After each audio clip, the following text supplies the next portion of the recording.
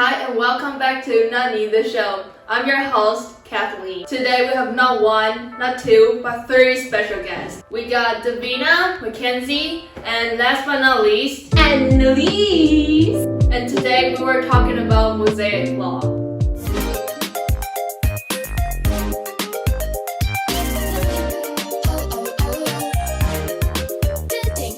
So you might be wondering, what is the Mosaic Law? It is one of the greatest influences in our law. It is biblical law, also known as Hebrew law or Mosaic law. In the Bible, it states that Moses climbed to Mount Sinai, where God gave him the laws for Hebrew people to follow. These laws, beginning with the 10 Commandments, can be found in the first 5 books of the Old Testament. In Judaism, these books are called the Torah, which means the law. Although the 10 Commandments and other Mosaic laws were written some 450 years after the death of Hammurabi, the basic principles are similar.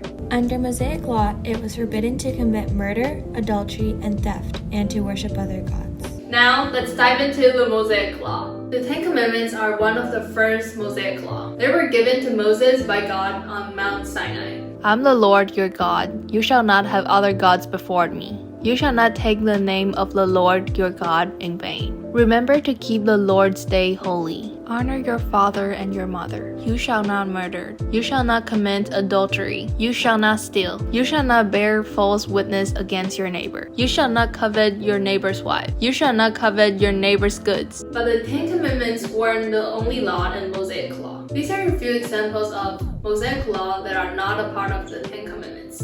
You shall not raise a false report, or to put your hands with a wicked to be an unrighteous witness. If a thief is found breaking in and be smitten so that he dies, there shall not be blood shed for him.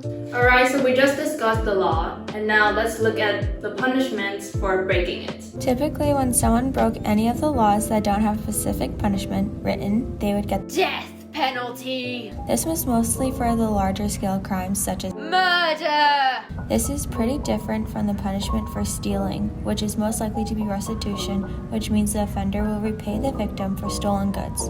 Another point that must be talked about is how the Mosaic Law was less gender specific when it came to the law. Whoever strikes his or her mother shall be put to death. Other laws don't typically include the mother, as they often viewed women as property.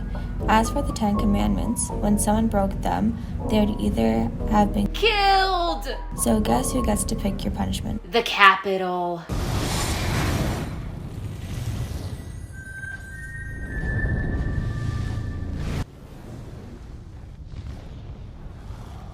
They would be put into slavery or would have to pay excessive fines, or they'd be scorned or despised.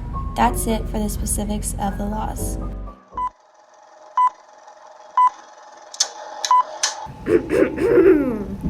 We are gathered here today to discuss the murder of Mrs. Fluffy Bottom. The defendant in question is none other than the village farmer, Pew Pew. Pew Pew, what would you like to say for yourself? I didn't do it, I promise. There is evidence proving you did it. This was left at the scene of the crime. Isn't this yours, Pew Pew? Yes, it's mine, but I didn't do it. Someone must be framing me. Would you be willing to say this in front of God? I would, because I didn't do it. God is always watching. So I'm guessing you guys understand the laws. Why don't we compare it with the Code of Hammurabi? Tell them, Davina. Mosaic law was more concerned with punishing a deliberate action, sin, than an accident. In Mosaic law, those who were guilty would receive their due punishment, rather than permit a person of high status to shift punishment on someone of lower status. Care for the poor was an important concern expressed in Mosaic law. Landowners were commanded to leave a small portion of their crops in the field for the poor to harvest. Understanding this, let's start to compare Hammurabi's code with the Mosaic law.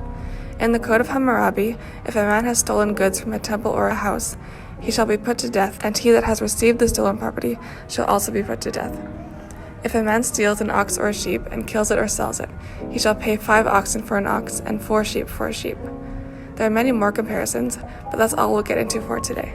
Now that you understand the Mosaic Law, and you're probably wondering, how does that affect your life? Well, let me tell y'all! Mosaic law is said to be one of the most influential on our current law system in Canada. Some of the main ways Mosaic law affected Canadian law is that it has taught us to care for the poor and value equality, allows us to punish purposeful and deliberate crimes rather than accidents, was one of the earliest examples of how no one is above the law, not even the rich and powerful, taught us that stealing and murder are large-scale crimes. Even though not every Mosaic law is a part of Canada's legal system, the basic morals are evident and can be appreciated by people that are either religious or non-religious. There is no law that says you can't be disrespectful to your parents, commit adultery, or lie, unless the lying is in a court. Caring for the poor, equality, and the idea that no one is above the law are very important in Canada, and these things were all valued in Mosaic law.